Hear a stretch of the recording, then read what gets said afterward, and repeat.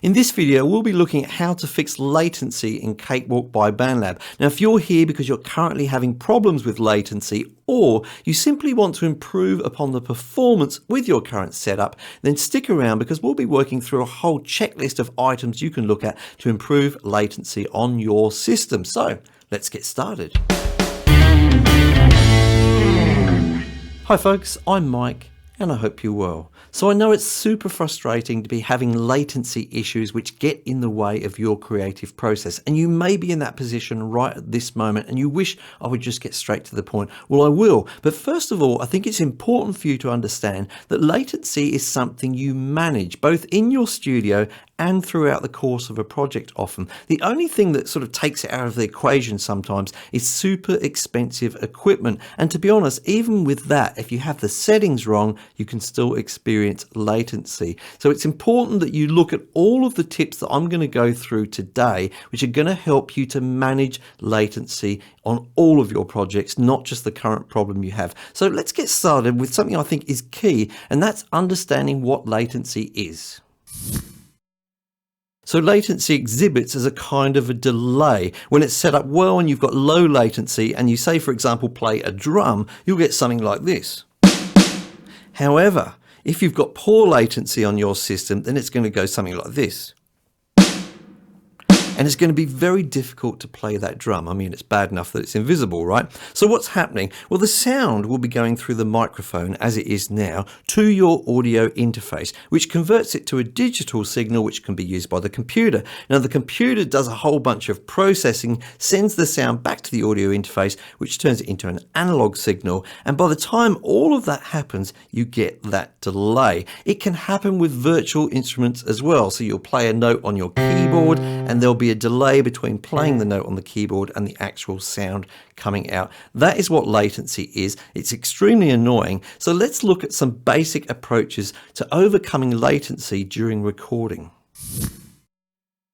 So one of the things that you can do to get near to zero latency is to take the computer out of the equation. Most modern audio interfaces have a feature which is usually called direct monitoring. And what they do is they take the sound from, for example, the microphone, it goes to the audio interface, and then it goes straight back to your headphones or your monitors. It doesn't use the computer to process the sound. The computer's still recording the sound, but it isn't sending anything back to the audio interface. Now that's all very well, but there's one massive disadvantage, and that's that you can't use the effects plugins which you have in Cakewalk to enhance the sound as you're recording. Now I do have a kind of a workaround for that in a video I made a couple of weeks ago. You can see that just there, or better still, wait till the end of this video and there'll be something on the end screen to take you there.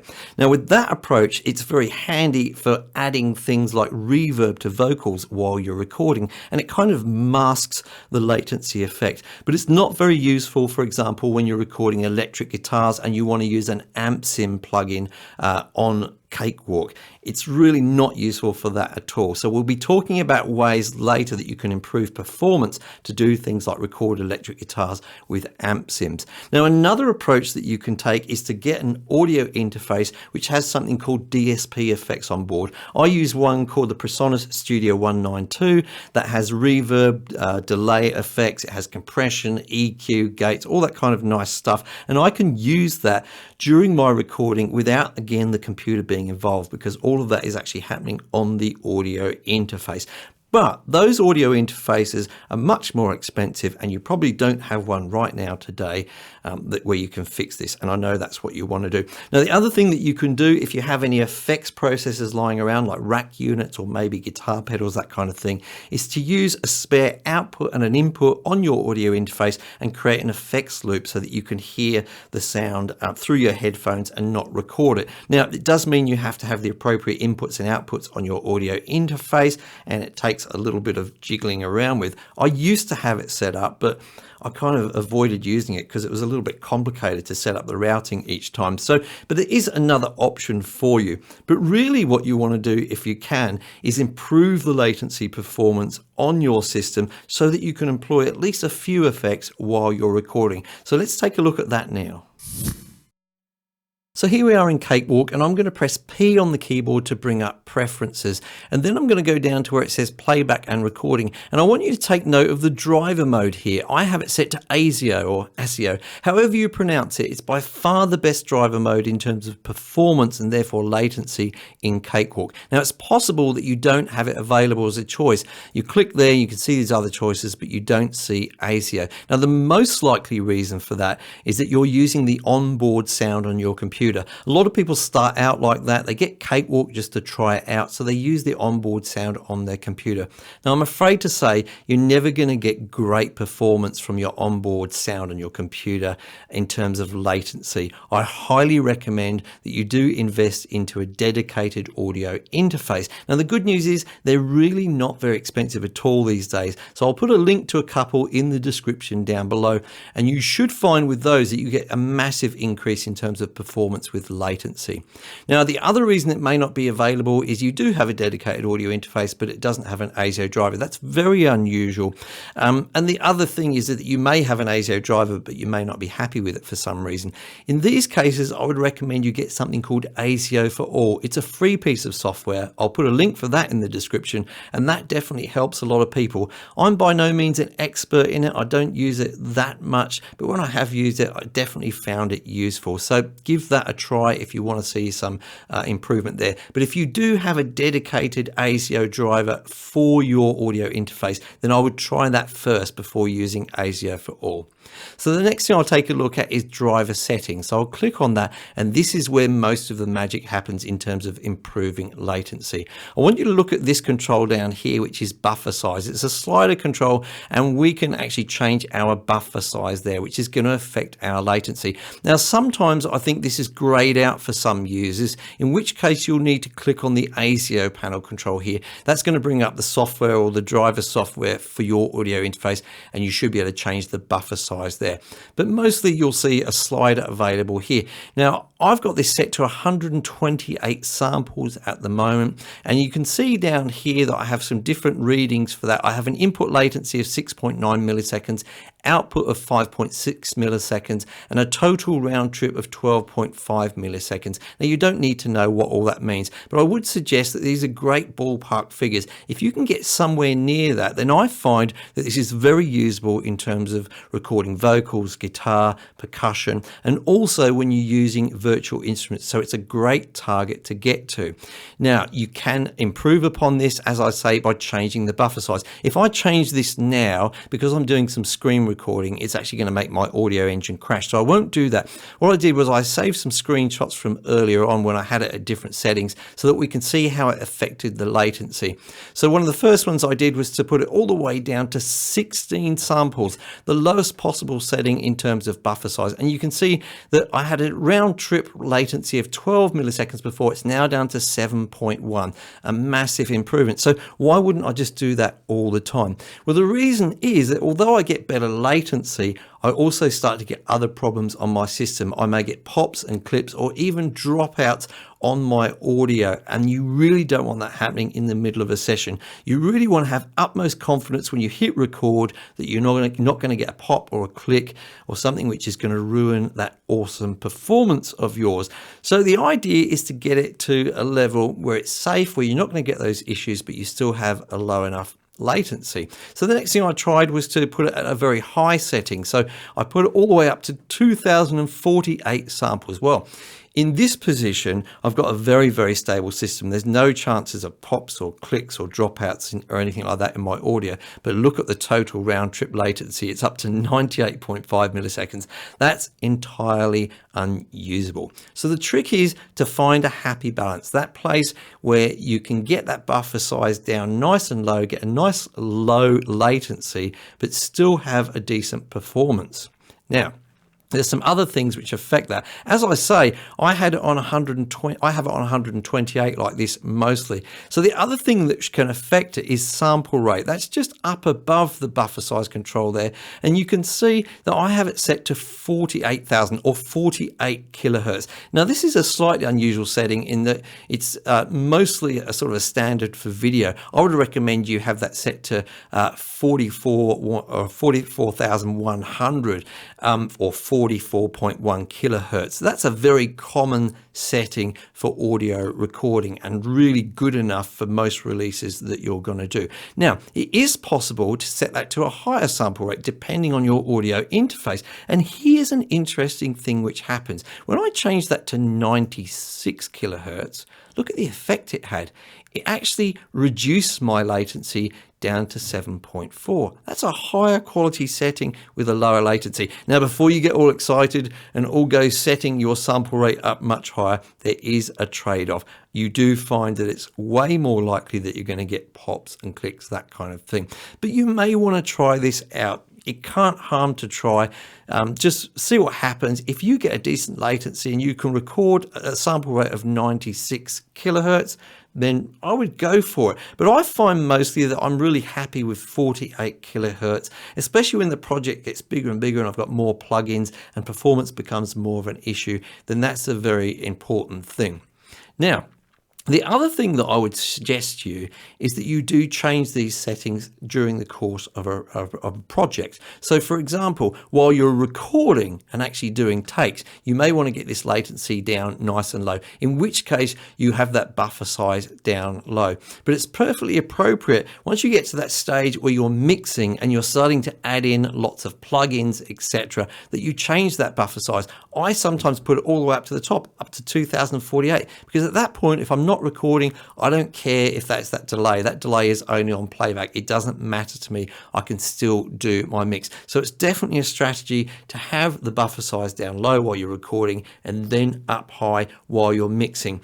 But that does remind me, it is good practice while you're recording or tracking not to have too many plugins in your system. And this is one of the reasons why you shouldn't do that. There's a whole bunch of other reasons which I won't get into now, but try and keep your plugins to a minimum while you're doing the recording phase of your project.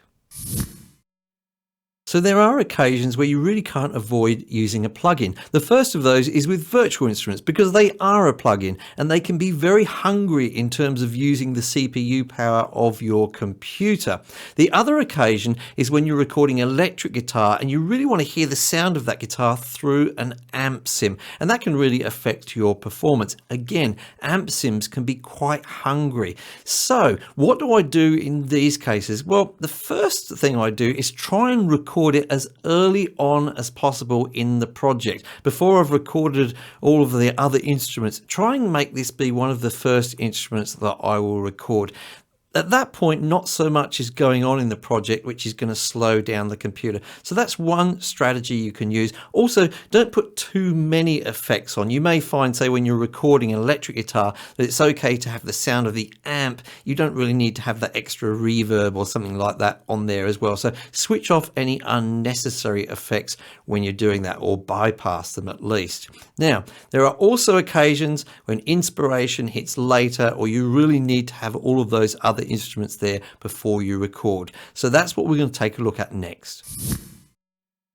So this is really a worst case scenario. You're towards the end of a project, you really need to record an instrument, but you've already got 20, 30, 40, 50 other instruments there, and they're all using up CPU, and you're having latency issues. Now, if you push your buffer size down to get a nice low latency, you've got far more chance of getting pops and clicks at this stage. Whereas if you put your buffer size up in order to account for that, then you can have an unmanageable latency. So what do we do in this case?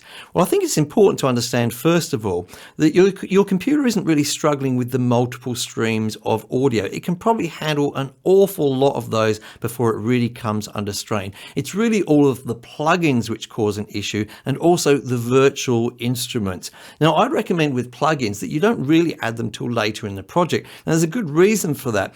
You don't really need to shape the sound of your instruments until you get to that mixing stage and you can hear them in the context of other instruments. I don't really think it's great practice to create a sound for an instrument without hearing it alongside the other instruments it exists with. Now, the added bonus with this approach is that you won't be using up loads of CPU power.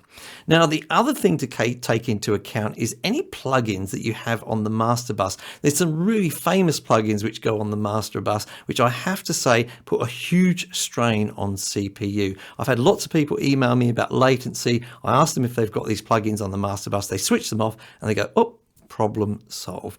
Okay, so you've done all of that, but you've also then got virtual instruments which you can't really switch off. You need to hear them while you're recording. How do you cope with all of that? What's the best solution? I'll show that to you now, and it involves using a feature in Cakewalk called freezing. Now, you may have heard of this and you may have used it, but you may often forget to use it in these circumstances, and I can promise you it can make a massive amount of difference. So what freezing does is it takes that track, where it could be something like a virtual instrument or just an audio recording. It takes that with its effects and it bounces it down to just plain audio. It takes the effects out of memory. It takes the virtual instrument out of memory. None of those things are being processed anymore, and we just get to hear the bounced down version of that particular track. It's very easily done just by clicking on this kind of snow icon on each track. Now, what I'm going to do is I'm going to pull up my task manager so that I can monitor my system performance. This is a very simple track, as you can see. There's 3 virtual instruments. They've all got 2 or 3 effects added to them already, and I'm about to record that 4th track. So let's see what's happening. We're not even going to play or record anything here. We'll just see what's happening with the memory and the CPU while we're not recording. So I'm going to look at the memory here. I'm using about 8.8 gigabytes of memory at the moment. Let's go ahead and start to freeze these tracks. So we had 8.8 gigabytes. I'll do the first one. It does take a moment or two, so I'll waffle on while it's doing that. And as you can see, after I've frozen the first one, it's gone down to 8. So it went from 8.8 down to 8 gigabytes. I'll do the second one. I think this one will be a little bit quicker. And then after that, I'll go ahead and immediately do the last one. So it's just doing the last one now. So it went from 8.8 gigabytes of memory usage all the way down to 7.3. Now that's massive just for 3 instruments. I think you'll agree. And if you're on a computer, which I know a lot of you just have 16 gigabytes, maybe some even only have 8 gigabytes of RAM, then that's going to just be a lifesaver for you in terms of memory. But it's not necessarily going to help all that much in terms of latency, because latency is going to be affected more by CPU usage. So I'll unfreeze all of those again. You'll see my memory usage go back up, and then I'll go over to my CPU usage. Now I'll let it settle for just a second.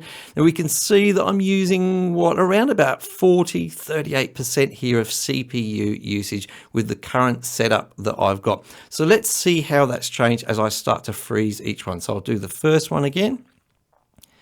Wait for that to happen. So we're on the high 30s up to 40%. Now we're down to 31% or so. Let's freeze the next one. See how we go with that.